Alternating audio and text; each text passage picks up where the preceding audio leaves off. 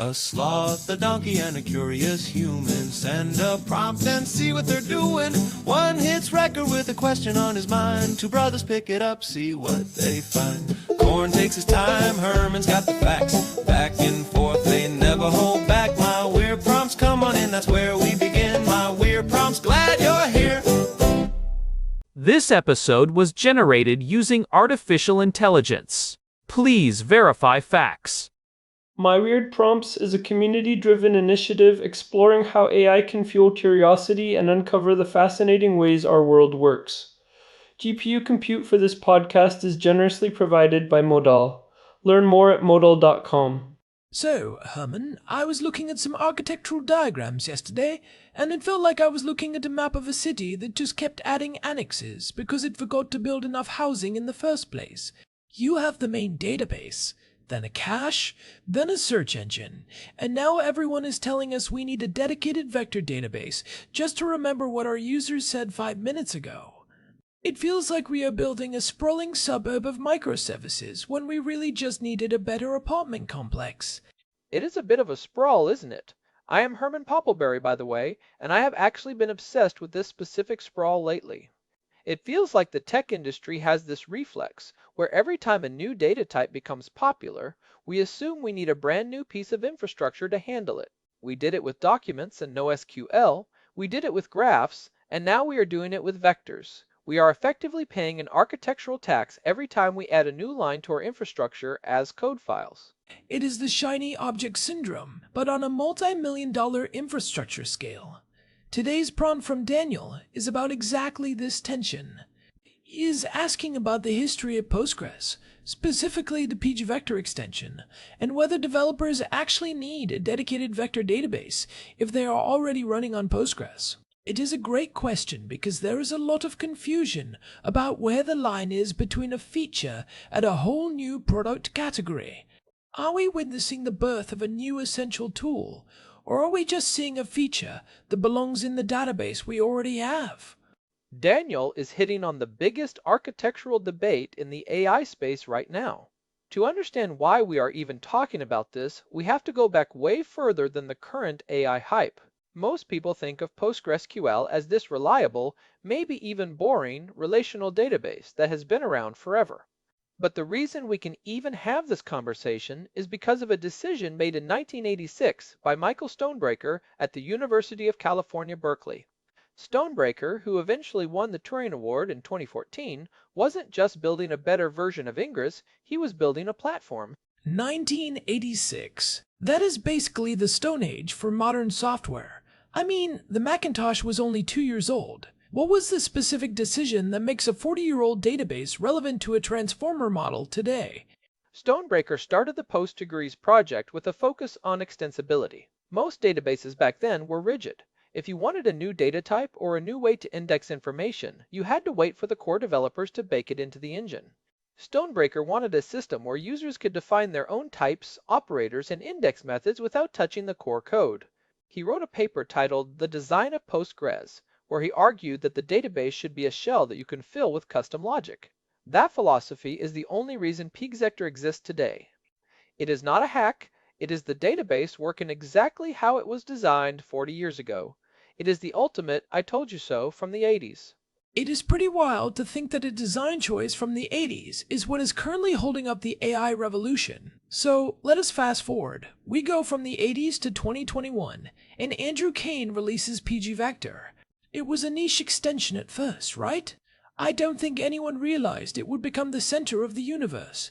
Very niche. Andrew Kane is a prolific open source author. You might know him from things like GroupDate or SearchKick, and he basically added a vector data type and allowed for similarity searches. But then the large language model explosion happened in late 2022, and suddenly everyone needed a place to store embeddings. For those who might be a little fuzzy on the term, an embedding is just a long list of numbers, a vector that represents the meaning of a piece of text or an image. If you want an AI to find relevant documents, you have to compare these lists of numbers to see which ones are mathematically close to each other. And that is where the vector database industry came from. Companies like Pinecone, Weaviate, and Kudron stepped in and said, Postgres is for rows and columns, but we are built from the ground up for these lists of numbers. They argued that a relational database could never handle the high-dimensional math required for AI. But then pgvector started catching up. We are now in March of 2026, and we are on version 0.8.2, and it is a completely different beast than it was even 2 years ago. The jump in performance is staggering. In the early days, pgvector used something called an IVF flat index. It was fine for small data sets, but it was slow and the accuracy wasn't great for high-dimensional data. But the introduction of HNSW changed everything. HNSW stands for Hierarchical Navigable Small Worlds. It is a bit of a mouthful, but it is effectively the gold standard for vector indexing. I have heard you talk about HNSW before. It is essentially building a multi-layered map where the top layer has just a few landmark points. And as you go deeper, the map gets more detailed, right? Like zooming in on Google Maps from a continental view down to a street view. That is a perfect way to visualize it. It allows the database to skip over millions of irrelevant vectors almost instantly. What is fascinating is the trade-off involved. Building an HNSW index is roughly 32 times slower than building the old IVF flat index. If you have a million vectors, you're going to be sitting there for a while it compiles that map. But once it is built, the query speed is 15 times faster. We're talking about going from a few queries per second to 40 or 50 queries per second at nearly 99.8% recall. So the Postgres is too slow. Argument is essentially dead for most use cases. If I can get 99% accuracy at high speed, why would I leave? For the vast majority of developers, yes, it is dead. If you are a developer and you have 10,000 or even a million documents, pgvector is going to be incredibly fast. But there is a much bigger reason to stay on Postgres than just raw speed, and that is what I call the killer feature of the one-stack approach hybrid search. This is where it gets interesting for actual product development.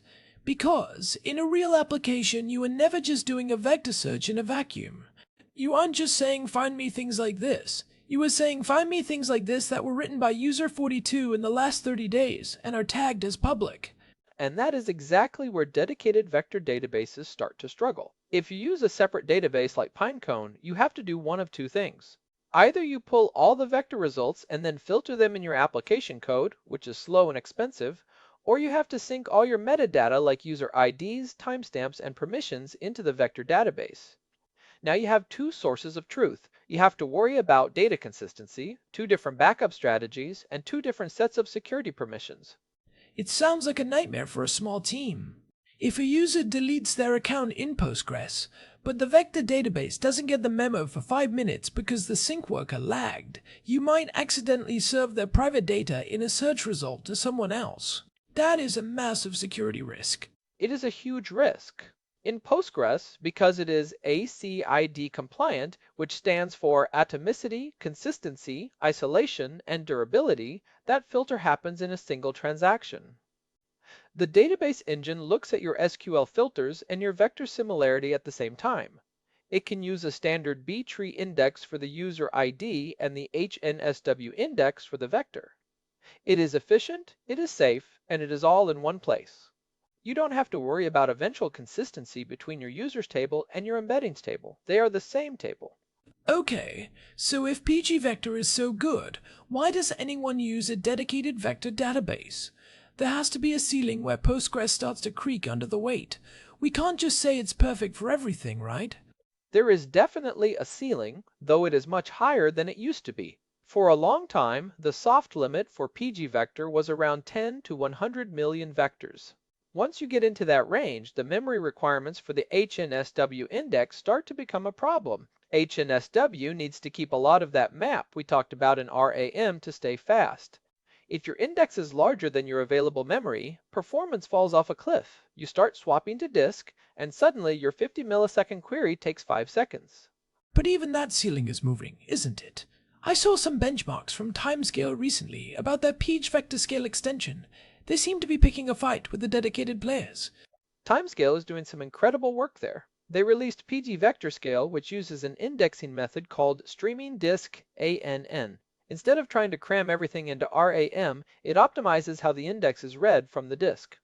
Their benchmarks showed they could handle 50 million vectors and get over 470 queries per second at 99% recall. That is actually 11.4 times better than Quadrant, which is a dedicated vector database written in Rust. Wait, let me get that straight. A Postgres extension is actually outperforming a dedicated, specialized database at a scale of 50 million vectors. That feels like it should be impossible. In that specific benchmark, yes. It really challenges the idea that specialized always means faster. It turns out that the Postgres community has spent decades optimizing how data moves from disk to memory, and that expertise is now being applied to vectors. When you combine that with the fact that AWS Aurora recently published results showing vector embedding loads up to 67 times faster with pgvector 0.7.0 compression, you see that the performance gap isn't just closing, it is disappearing. It feels like we are seeing a repeat of the NoSQL era. 10 years ago, everyone said you needed MongoDB or Cassandra because Postgres couldn't handle JSON or high-scale writes. Then Postgres added the JSONB type, optimized its indexing, and suddenly most people realized they didn't need a separate document store after all. It is the exact same pattern. And now we are seeing the same thing with memory efficiency. One of the biggest complaints about pgvector was the storage size of embeddings. If you are using something like OpenAI's text embedding, 3 small model, each vector has 1536 dimensions. That adds up fast. But new developments like vector chord, which used to be called pgvector.r, are introducing quantization. Quantization is basically just compression for vectors, right? Like turning a high-resolution photo into a JPEG. Essentially, you can take those high-precision floating point numbers and compress them down to 4-bit or 8-bit integers. Vector chord is leading the way on this in the Postgres ecosystem with their RabbitQ4 and RabbitQ8 types. You can reduce your storage requirements by 8 or 16 times, and surprisingly, the recall, or the accuracy of the search, only drops by a tiny fraction. For most RAG pipelines, which is retrieval augmented generation, you would never even notice the difference in the AI's response, but your cloud bill would be significantly lower because you aren't paying for massive amounts of RAM. So if I'm a developer at a startup, and I am building a RAG pipeline for our internal documentation or a customer support bot, is there any reason at all for me to look at something other than Postgres? Honestly, probably not. If you are already on a managed provider like Supabase, Neon, or AWS RDS, you are literally one command away from having a production-grade vector database. You just run create extension vector and you are done. No new infrastructure to provision, no new API keys to manage, and no new bill to pay. It is the ultimate low-friction entry point. I think the when to leave question is the one people struggle with most. If you are at 1 billion vectors, like if you are Netflix, and you are trying to do real-time recommendations for every single user on the planet simultaneously, that is a different story. At that scale, the specialized hardware optimizations of something like Pinecone or the distributed architecture of Weaviate might start to make sense. If your core product is the search itself, if you are building the next Google or a massive multimodal search engine, you probably want a tool where every single line of code is dedicated to that one task. But for 99% of SaaS applications where vector search is a feature, not the entire product, Postgres is the rational choice. It is about the operational tax. Every new piece of infrastructure you add is a tax on your team's time. You have to monitor it, you have to patch it, you have to understand its weird failure modes. If you can pay that tax once to the Postgres gods and get everything you need, why would you open a second account? And the Postgres gods are very generous these days. Even the managed providers are making it easier. Neon and Supabase have basically made pgvector a first-class citizen. They have optimized their underlying storage to handle these large vector files, and they provide the tooling to help you choose the right distance metrics.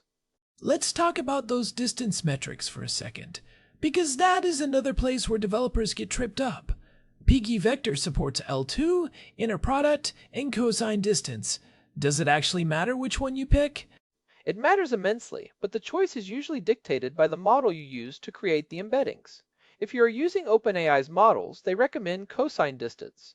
If you use the wrong metric, your similarity results will be mathematically accurate but semantically useless. It is like trying to measure the distance between two cities using a thermometer instead of a ruler. You get a number, but it doesn't mean what you think it means. Most developers should just check the documentation for their embedding model and match the operator in their SQL query. So, the workflow for a developer today is generate embeddings using something like an OpenAI or Anthropic model, store them in a vector column in Postgres, index them with HNSW, and then query them using the specific distance operator that matches their model. That is the whole roadmap. And the beauty is that you can do all of this using the libraries you already know. If you are using an ORM like Prisma or Drizzle or just standard SQL, you are just writing queries. You aren't learning a new GraphQL-based API or some proprietary syntax. You can join your embeddings table with your users table and your comments table in one go. I love the irony that the hottest new technology in AI is basically just a very clever plugin for a database that turned 30 recently. It speaks to the robustness of that original design. Stonebreaker didn't know what a transformer model was in 1986, but he knew that he couldn't predict the future, so he built a system that could adapt to it. It is a profound lesson in software engineering. If you build for extensibility at the core, you don't have to rebuild the world every time the world changes. And we are seeing that play out now. Even things like long-term memory for AI agents, which we talked about way back in episode 846, are increasingly being built on top of Postgres. It is becoming the memory of the AI stack because it is the one place where the data is already sitting. That is a great point. Why move the data to the memory when you can just teach the data's home how to remember? It is much more efficient. So, to wrap this up for Daniel and anyone else wondering about their stack, what is the heuristic? What is the if-then statement for choosing a database in 2026? The heuristic is simple. Start with Postgres. If you are already using it, there is almost no reason to leave until you hit a very specific wall. If you have fewer than 100 million vectors, stay on Postgres. If you need to filter your search by user, date, or category, which is almost everyone, stay on Postgres. If you want to keep your architecture simple and your data consistent, stay on Postgres. And if you do hit that wall, if you are that 1%, then you look at extensions like pgvector or vector chord first. They push that wall so much further back, potentially up to 500 million vectors, that most companies will never actually hit the real limit. Only when you are at the scale where you have a dedicated search infrastructure team do you really need to start looking at the specialized standalone players like Pinecone or Quadrant. it is a rare case where the lazy option, just using what you already have, is actually the technically superior option for most people. I find that very satisfying. It cuts through the hype and gets back to building things that actually work. It really does. And it is exciting to see the community rally around it. The fact that AWS RDS and Google Cloud SQL are shipping these updates so quickly shows that the demand is massive. We are moving away from the fragmented stack and back toward a more unified, elegant architecture. It is the one database to rule them all philosophy we talked about in episode 1123. Well, I think we have thoroughly defended the honor of the elephant today. Postgres continues its reign as the most versatile tool in the shed. It really is the Swiss Army knife that somehow also manages to be a high-powered chainsaw when you need it to be. I don't see that changing anytime soon, especially as the vector tooling continues to mature. The ecosystem is just too strong. If you are looking to get started with this, I highly recommend checking out Andrew Kane's GitHub for pgvector. It is a masterclass in how to write a clean, effective extension. And if you are interested in the philosophy of architectural minimalism, definitely go back and listen to our previous deep dives on Postgres. One more thing for the developers out there, don't sleep on quantization. If you are worried about your storage costs or memory usage, look into 4-bit quantization via vector chord. It is the closest thing to a free lunch we have in the vector space right now. You get almost all the accuracy for a fraction of the cost. A free lunch in tech? I will believe it when I see the cloud bill. But for now, it sounds like Postgres is the safest bet for anyone trying to make their data accessible to AI without losing their mind over infrastructure management. Safe, fast, and extensible, just like Stonebreaker intended 40 years ago. Thanks as always to our producer, Hilbert Flumingtop, for keeping the gears turning behind the scenes. And a big thanks to Modal for providing the GPU credits that power this show. If you are doing heavy lifting with AI models or data processing, Modal is the way to go. This has been My Weird Prompts. If you are finding these deep dives helpful, we would love for you to leave us a review on your podcast app.